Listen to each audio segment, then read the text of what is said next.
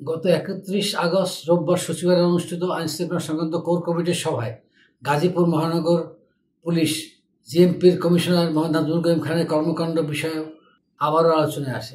একাধিক কর্মকর্তা বলেন, নাজমুল কারো কথা শোনেন না, তিনি নিজের মতো করে চলেন। এর আগে প্রথম আলোয় প্রকাশিত খবরের ভিত্তিতে গত ২৫ আগস্টের আইনশৃঙ্খলা সংক্রান্ত কোর কমিটির সভাতেও জিএমপি কমিশনার নিয়ে আলোচনা হয়।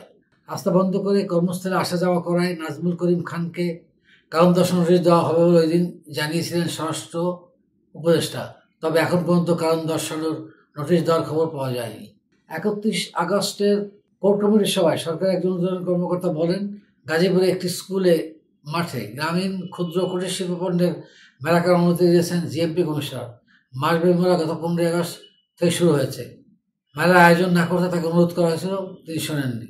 এদিকে সম্প্রতি গাজীপুর মহানগর পুলিশ কমিশনার মোহাম্মদ নাজমুল করিম খান বাংলাদেশ প্রতিদিনকে বলেছেন, গাজীপুরকে একটি নিরাপদ শহর হিসেবে গড়ে তুলতে আমরা নির্বাচিতভাবে কাজ করে যাচ্ছি।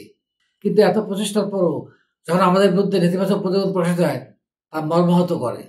প্রথম আলোর শেষ প্রতিবেদন নিয়ে সম্প্রতি এক সাক্ষাৎকারে এমন মন্তব্য করেছেন জিএমপি কমিশনার। নাজমুল করিম খান বলেন, যদি সত্যিই কোথাও অনিয়ম হয়ে থাকতো তা অন্যান্য গণমাধ্যমের নজরে পড়তো।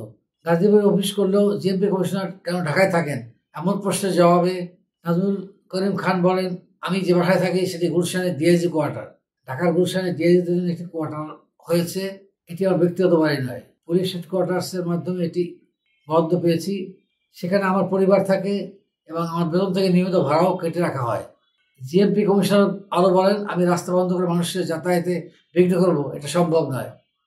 এটা যদি কেউ বলে থাকে, আমি জানি বলেছে প্রথম আলো উদ্দেশ্যমূলকভাবে। প্রথম আলো কেন পরপর ৩টি প্রতিবেদন করলো, এমন প্রশ্নের জবাবে তিনি বলেন, আমি কারো দিকে আঙুল তুলতে চাই না, তবে আমি ফ্যাসিস্টের বিরুদ্ধে, যখন আমি ফ্যাসিস্টের বিরুদ্ধে যুদ্ধ করি তখন প্রথম আলোর ভূমিকা আপনারা দেখেছেন, অন্যরা দেখেছে।